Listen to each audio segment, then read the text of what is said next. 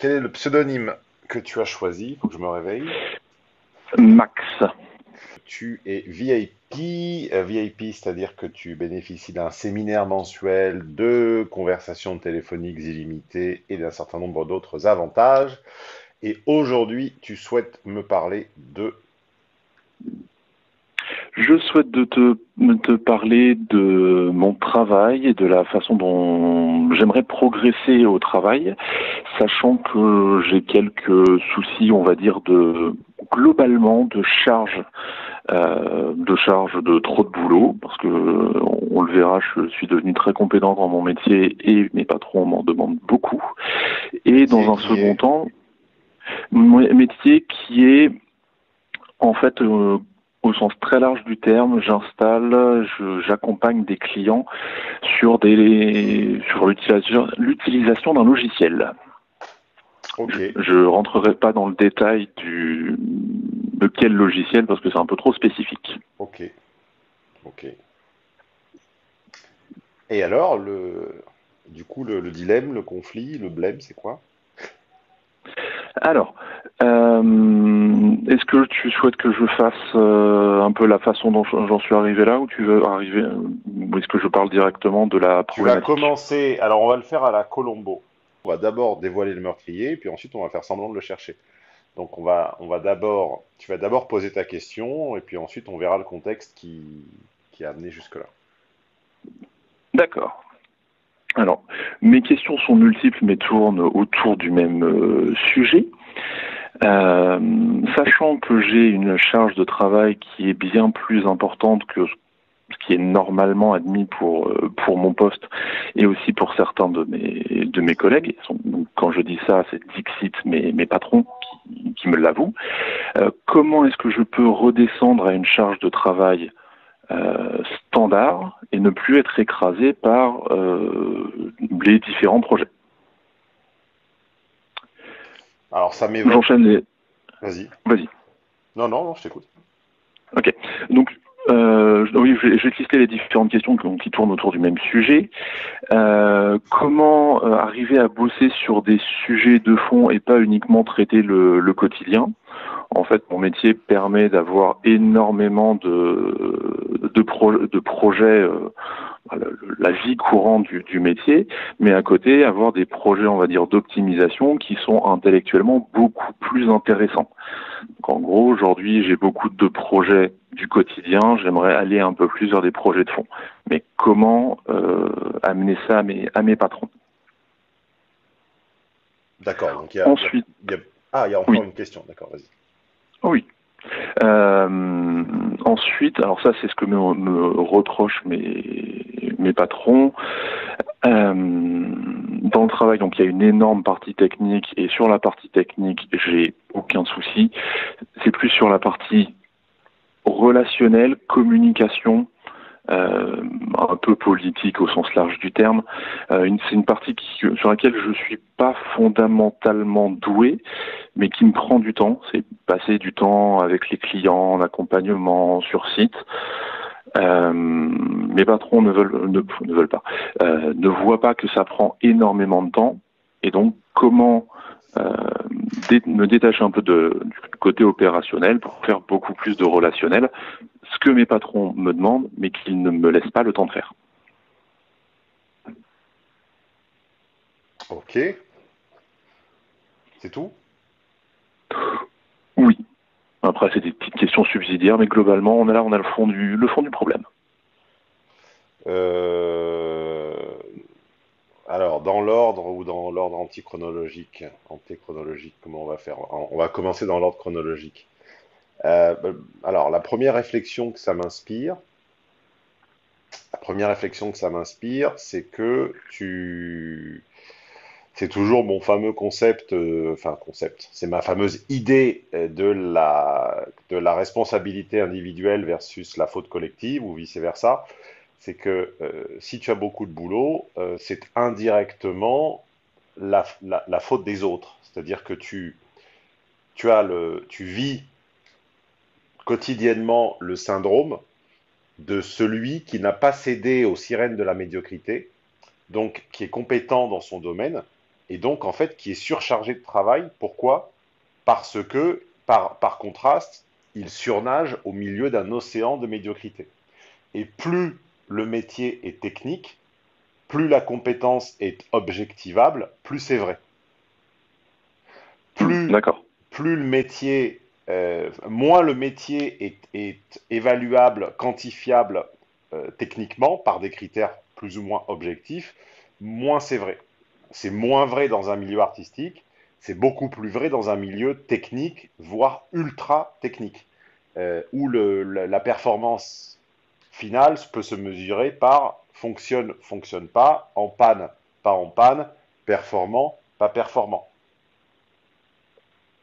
Exact. Quiconque possède, comme moi, des objets techniques un petit peu spécifiques, parce que c'est un petit peu un geek ou qu'il a des passions pas forcément très communes, et qui se retrouve avec qui un véhicule, qui des appareils de vintage de haute fidélité, ou qui je ne sais pas quel matériel photographique un peu technique, sait pertinemment que dans son secteur, il y a, dans un pays comme la France, il y a 2, 3, 4, 5 gus qui touchent leurs billes et qui sont débordés et qu'il faut supplier de bien vouloir accepter ton matériel en révision. D'accord. Tous, on le sait tous, quel que soit le secteur, j'ai cité des secteurs qui me tenaient plus ou moins à cœur. J'imagine, à cœur, pas à cœur avec un H, hacker en français, en deux mots. J'imagine que ça peut se dupliquer sur tous les domaines extrêmement techniques. La réalité, c'est que sur un pays de 50 à 100 millions d'habitants, tu as 5 à 10 personnes qui touchent leur bille et qui sont débordées de travail, car en réalité, ils écopent des fruits, finalement, bah, de leurs compétences. Donc, l'espèce de dissolution globale technique et l'absence de discernement collectif et la course à la facilité et au nivellement par le moyen fait que des profils comme toi, qui manifestement ont une expertise technique incontestable sur des choses enfin très plutôt très mesurable, très objectivable, genre ça marche ou ça marche pas, la plateforme marche ou marche pas, le logiciel marche ou marche pas, fait que vous serez toujours débordé de boulot. Exact. J'ai cité des secteurs un petit peu personnels, mais il y en a un qui concerne tout le monde, c'est le BTP. Tout le monde est à la recherche de quelqu'un de confiance dans le BTP, que ce soit pour des fenêtres, de l'électricité, de la plomberie, et personne ne l'a. Et les très rares qui ont entendu parler de ce mouton à cinq pattes, le mouton à cinq pattes refuse des clients. Il faut le supplier qu'ils te prennent. C'est ça la réalité d'avoir une compétence technique dans un océan de médiocrité. Donc ton problème, c'est pas d'avoir trop de boulot. Ça, c'est un problème de riche. Donc par définition, ça ne peut pas être un problème. Ton problème n'est pas d'avoir trop de boulot. Ton problème, c'est que ta quantité de boulot soit rétribuée et qu'on t'en soit gré. Qu'on t'en sache gré, pardon. Savoir gré. C'est qu'on t'en sache gré, que tu sois rétribué à hauteur de ce que tu penses être le cas, et qu'on te donne la rétribution que tu juges, que tu estimes juste. C'est-à-dire qu'on te donne le slack, c'est-à-dire le mou, la liberté, la flexibilité que tu vas demander de temps en temps, qu'on te casse pas les pieds, qu'on te paye à la hauteur de ce que tu estimais de ta compétence. Tes vraies questions, c'est ça, c'est pas j'ai trop de boulot, comment est-ce que je délègue? Quiconque de compétent ne peut pas déléguer. C'est impossible. Dès que tu délègues, c'est tellement moins bien fait et c'est tellement de la merde que finalement tu passes deux fois le temps à le refaire. Exactement, oui. Ça m'est arrivé. Bah, ça m'est arrivé également, c'est arrivé à tout le monde. J'ai de la chance aujourd'hui avec l'expérience et d'innombrables essais et d'innombrables échecs, d'avoir une équipe resserrée en la présence de Quentin et Nono, qui sont à la fois compétents et sympas et intelligents. Mais crois-moi, avant d'y arriver, je suis passé par les méandres du type médiocre, mais qui se rend même pas compte qu'il l'est, quoi. J'ai cru comprendre. Et la dernière fois, c'était un peu ma faute parce que globalement, j'avais des indices me permettant de voir que le mec avait pas le niveau, et j'ai fait un peu ce qu'on appelle du social, c'est-à-dire que j'ai été sympa, j'ai été gentil, et j'ai voulu aider quelqu'un dont la carrière était en dents de scie, et ça m'est retombé dessus. Voilà, parce que quand quelqu'un merdoit, ben, en général, il y a des raisons pour lesquelles il merdoit. Donc, un, tu devrais plutôt être content.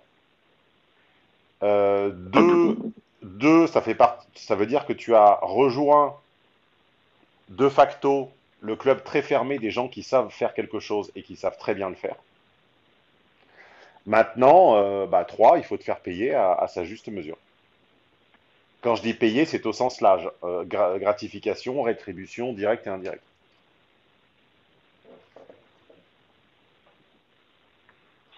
Ok. Et du coup, je peux sûrement argumenter à mes patrons en leur disant que s'ils veulent que je continue à faire du bon travail sur certains sujets très délicats, oui, qu'ils me lâchent un peu d'avoir un peu de mou sur d'autres sujets. Avant d'aller argumenter auprès de tes patrons, demande-toi dans quelle mesure tu pourrais avoir d'autres patrons. C'est ce qu'on appelle en sociologie du conflit de la négociation la MESORE, M-E-S-O-R-E, meilleure solution de rechange. M-E comme meilleur, S-O comme solution, R-E comme rechange.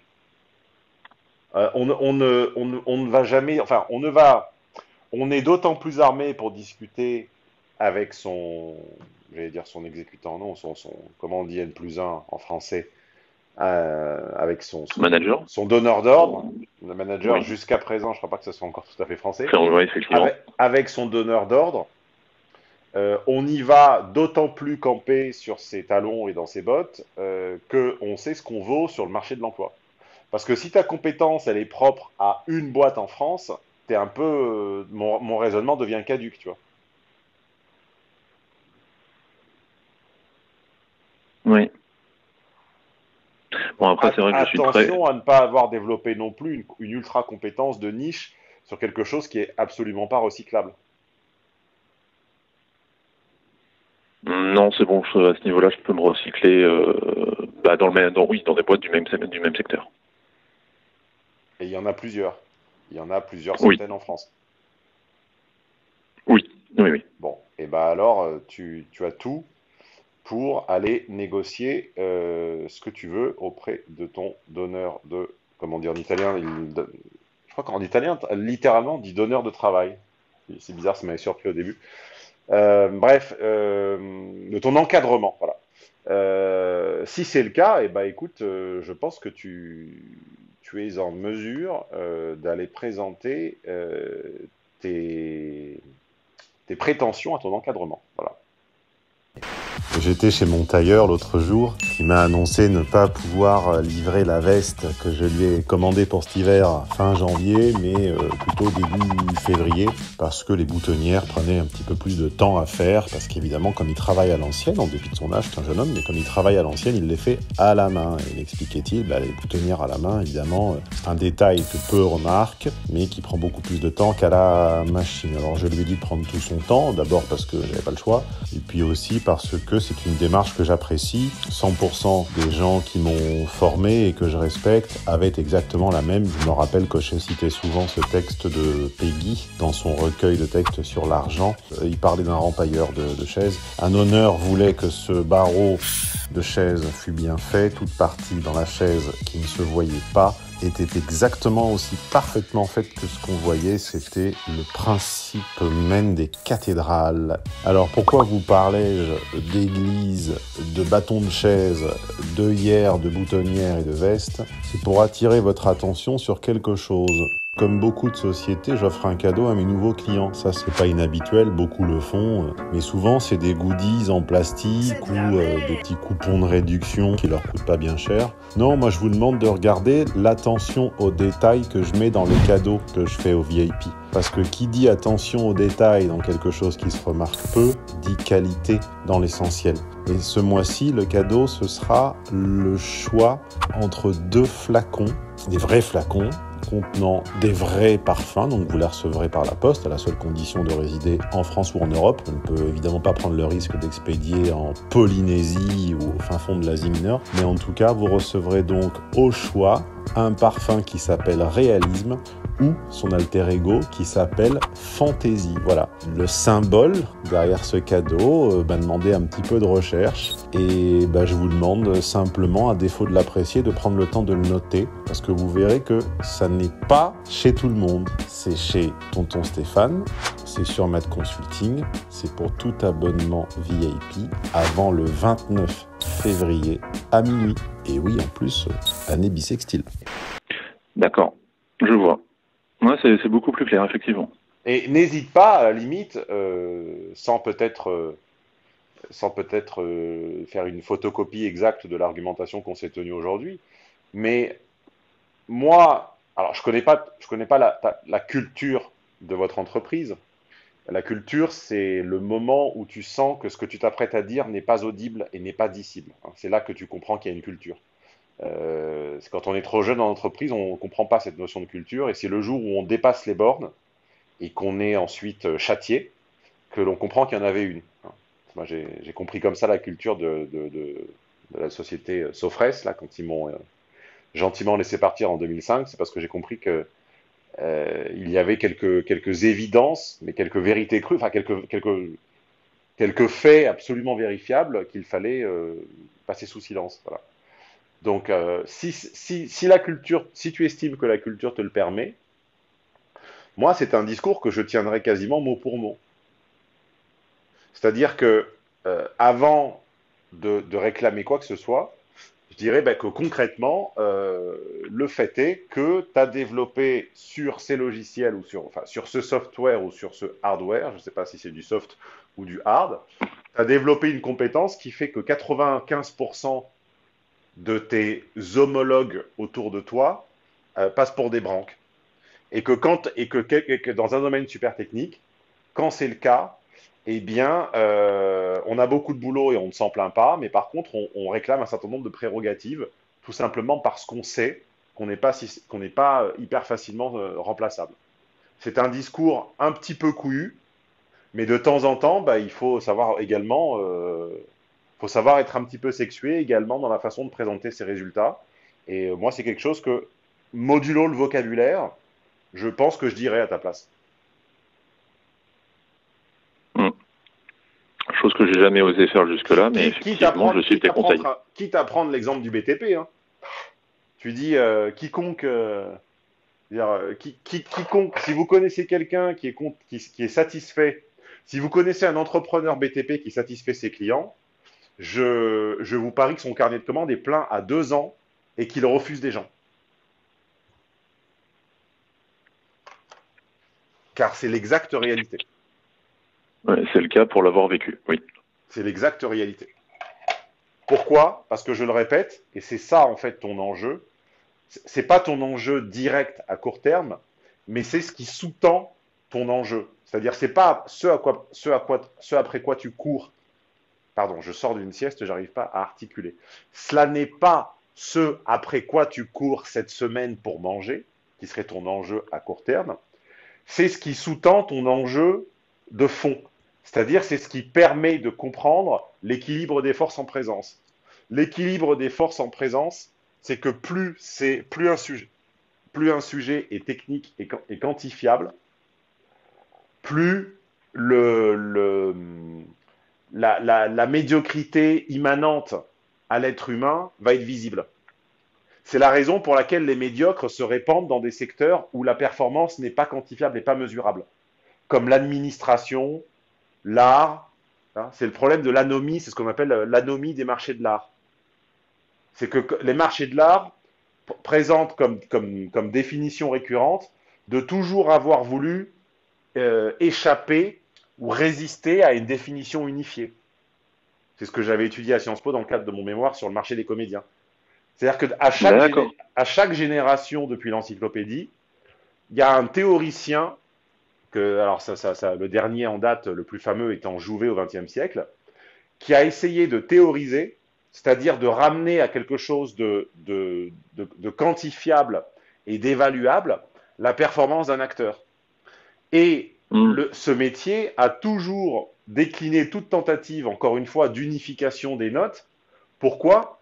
Parce que quand tu unifies et quand tu quantifies et quand tu objectives et quand tu technicises, c'est-à-dire quand en gros tu fais prévaloir d'avoir une bonne technique plutôt qu'une bonne émotion ou une bonne sensation sur le résultat final, eh bien tu évinces par définition les 70 ou 80% de médiocres qui sont, qui est la médiocrité humaine. Et c'est eux en fait qui constituent le gros des troupes et ils pullulent et ils se reproduisent à l'abri d'une grille de lecture où les choses sont mesurables et quantifiables. Et dès qu'on est technique, dès qu'on est dans l'ingénierie, dès qu'on est dans la performance, hein, un avion, par exemple, ça vole ou ça tombe. Il n'y a pas de ça tombe, mais ça tombe doucement parce qu'il y a de l'émotion ou parce que la couleur du fuselage est jolie, donc il va tomber, les gens vont pas mourir. Si l'avion tombe, tu meurs. Tu vois, si la canalisation explose, eh bien l'immeuble il explose.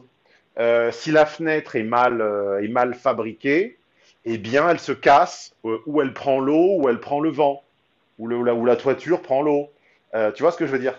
Dès que ça devient Je vois. indubitable, tu te retrouves avec ces effets de niche, enfin de niche, de ruche plutôt, où 95% des abeilles, c'est-à-dire des clients, se retrouvent chez les 5% de techniciens compétents et qui de fait, sont tellement blasés de la médiocrité de leurs confrères qu'ils en deviennent paradoxalement un peu arrogants et secs.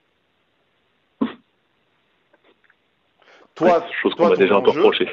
Toi, ton enjeu, c'est de ne pas devenir arrogant et sec, mais c'est simplement d'arriver à valoriser ce que de facto, cette compétence que tu as de facto. Donc pense bien, selon les circonstances et selon les négociations, à mettre en avant des gratifications qui ne seront pas toutes économiques. Ça ne sera pas toujours du salaire, ça peut parfois être de la flexibilité ou du temps libre, ou le fait, par exemple, que si tu as résolu un gros bug chez un client, et ben, le lendemain, tu peux bosser de chez toi dans la mesure où tu enverras quand même ce que tu es censé produire. Tu comprends? Oui. Donc du coup, je me suis un petit peu moi-même décentré et j'ai un peu oublié la seconde question. Et j'ai pas pris de note aujourd'hui, vous ne m'avez pas entendu taper au clavier. Autant pour moi, est-ce que tu peux me rappeler la seconde question, s'il te plaît? Oui. La seconde question, j'ai un travail au quotidien qui me prend du temps, mais il y a tout un tas de projets en parallèle qui sont très intéressants intellectuellement, qui sont du travail, enfin c'est du travail de fond. Et mon but, ce serait de Ah, toi, tu n'as pas mon... Ah délaisser. oui, ça y est, je m'en souviens, ça y est, les chatons s'en souviennent également. J'ai l'impression que tu n'as pas mon séminaire sur la productivité. Sinon, tu ne me poserais pas cette question. Je dois l'avoir, mais ça fait très longtemps que je l'ai pas lu. Oh, ça m'étonnerait, Je ça. l'ai pas lu, revu. Hop, hop, hop, Le... hop, hop, hop, hop, hop, hop. Je suis en train de vérifier si ce que tu dis est vrai. Avec ton email que je connais. J'ai un doute, je pense que tu l'as pas. Ah, mais ton email, non, c'est pas ton nom et ton prénom, c'est autre chose. Bon, bah, je sais pas. Bref, non, ça m'étonnerait que tu l'aies, parce que sinon, je pense que tu poserais pas cette question. Oui, mais c'est parce que, en fait, le bureau, enfin, il y a des lieux où on produit, il y a des lieux où on produit de l'information, il y a des lieux où on gère l'information, et il y a des lieux où on rencontre les gens. Et le grand drame de la vie d'entreprise, c'est d'avoir voulu réunir ces trois fonctions dans un même lieu. C'est-à-dire dans un bureau, en plus, qui n'existe plus puisqu'il n'a plus de mur, puisqu'on appelle ça un open space, il faudrait être en capacité de créer un tissu de lien, c'est-à-dire des rapports avec les gens, de faire transiter l'info en l'approuvant ou en la questionnant ou en la validant ou en la mettant en équation dans un tableau. Et il faudrait en plus être en mesure de travailler réellement, c'est-à-dire de produire, de fabriquer quelque chose, de la valeur ajoutée. Et en fait, ça n'est pas possible. Et la seule solution des gens organisés et intelligents, c'est de diviser les lieux. C'est-à-dire la Mhm. production, on ne la fait pas sur son lieu de travail soit on réserve une salle de réunion, soit on la fait chez soi, enfin, on se planque, on se crée une hutte, un terrier, où on n'est pas emmerdé. Le rapport humain, eh ben, il y a effectivement plein de circonstances professionnelles ou semi-professionnelles qui permettent de le faire. Et du coup, bah, au bureau au sens strict du terme, on fait transiter l'info, on gère. C'est la solution la plus simple. Après, il y en a beaucoup d'autres, hein. Dans mon séminaire productivité, par exemple, j'évoque comment mettre à profit les moyens de transport, le train, par exemple, pour faire quel type de travail, production ou gestion ou communication, va mieux dans quel type d'environnement. Ouais, je comprends. Je pense que tu Chose que je ne fais absolument pas aujourd'hui. Non, bah, du coup, je ne dois pas l'avoir. Tu t'en souviendrais. Ouais. Tu t'en souviendrais. Donc effectivement, si tu tombes dans le piège consistant à croire que dans un lieu unique, tu vas à la fois faire le taf, à la fois communiquer sur le taf et à la fois interfacer ton taf avec le taf des autres, effectivement, je comprends que tu aies cette sensation d'impuissance, car à l'impossible, nul n'est tenu. Ça n'est pas possible. Je vois comment je peux faire. Effectivement.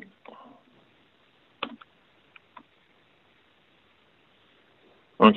Et du coup, bah, étant VIP, le mois prochain, je prendrai ce séminaire productivité. Au moins la matinée, peut-être l'après-midi, le mois d'après. Eh ben, c'est gentil, ça me fait une bonne transition avec ton abonnement VIP. Est-ce que tu as un petit mot à dire au reste de l'élevage? Alors, tu peux peut-être raconter comment on se connaît, parce que c'est rigolo. Alors, comment on se connaît? Donc, ça fait 9 ans, 10 ans que je t'ai découvert. Au départ, je cherchais sur Internet, je crois que c'était des conseils en matière d'habillement, ce qui n'était pas du tout le fond Oui, du travail que tu faisais à l'époque. Bon, bah, j'en faisais des relookings à l'époque. J'en ai fait même longtemps. Mais ce qui est paradoxal, c'est que tout le monde me ressort cette histoire de coaching séduction, alors que concrètement, des ateliers séduction seuls, je n'en ai fait que 6 mois dans ma vie entière. 6 mois en 41 ans, et tout le monde me ressort ça. Ensuite, je me suis très très rapidement fait épauler et remplacer par Alexandre, Djibril, Adrien, Pierre, tout ça. Et par contre, des relookings, j'en ai fait pendant 10 ans, tout seul, toutes les semaines, et personne n'en parle jamais. On en a fait un ensemble, effectivement. Ouais. On en a fait un ensemble et qui était effectivement très très profitable. Il y a un des jeans, je m'en souviens encore, un très très beau Dior brut. Ça a été mon jean préféré pendant très très longtemps. Et j'en ai racheté plusieurs derrière. Mais les relookings que tu faisais à l'époque, ça a vraiment changé mon image. Et ça m'a donné aussi une bonne voix et de bons conseils pour la suite de mon habillement. Bien. Bon, j'en fais quasiment plus, je dois en faire une poignée par an, 4 ou 5, avec des clients sélectionnés, parce que je me suis un petit peu vidé. C'est le problème, en fait, d'avoir la quantité, c'est que du coup, tu te retrouves en prise directe avec des gens qui ont des problématiques que t'as jamais croisées, et parfois c'est un peu pesant. Et sur la durée, ça use, ça fatigue. Donc du coup, je t'ai coupé. Donc du coup, ouais, non, tu viens de t'abonner récemment et tu n'as pas particulièrement de messages à passer au reste de l'élevage. Bon, eh bien, tant pis. Si, un bon gros message. Je pourrais passer un très gros message, c'est que j'ai à l'époque, enfin sur les dernières années, j'ai quand même acheté pas mal de séminaires et qui sont vraiment très très intéressants. Et comme tu le disais à un moment, c'est pas juste condenser et recracher des livres qui existent déjà. Tu as un véritable apport sociologique qui permet de faire un travail de réflexion de fond qui, pour moi, m'a toujours très très intéressé. Pour revenir un peu sur la façon dont j'ai découvert le site, ce qui m'a plus intéressé, alors, je suis arrivé sur le site effectivement en cherchant des choses au niveau de l'habillement, mais j'y suis resté justement pour toute l'approche sociologique que tu avais, des relations hommes-femmes, et en trame de fond derrière aussi toute la façon de vivre, ce que tu appelais, enfin ce que tout le monde t'a repris, le fameux lifestyle. Oui, c'est pas le seul vocabulaire qui ensuite a été un petit peu usé à tort et à travers. C'est ça. Et du coup, j'ai décidé le mois dernier de devenir VIP et de faire surtout par rapport au travail dans un premier temps, mais je pense qu'on pourra échanger sur d'autres sujets. Et de cette conversation, je trouve que c'est vraiment très très intéressant d'avoir ton point de vue sur, du coup ici sur le travail. Ça m'apporte une vision des choses très différente et très intéressante. Eh ben, je t'en remercie. Est-ce que tu te rappelles de l'URL de la page sur laquelle tu t'es inscrit? Homme-d'influence.com/VIP. Oui, tout à fait. Je t'en prie, toi aussi, passe une bonne semaine. Ouais, ciao, ciao.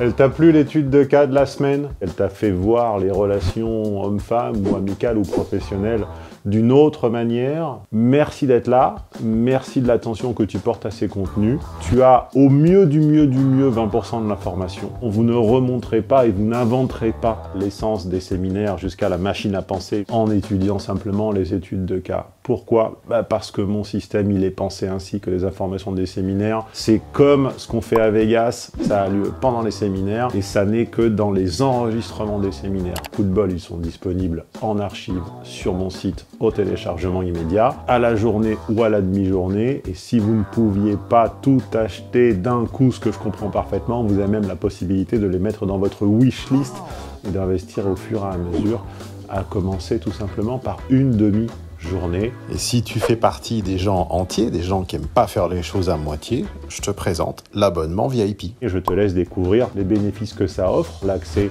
à Tonton Stéphane, à Nono, à ses préparateurs, à une plateforme de discussion avec les autres VIP, à un podcast exclusif, à des réductions. Bref, vous pouvez continuer de vous leurrer ou déchirer le voile et passer du côté de la réalité. C'est vous qui voyez.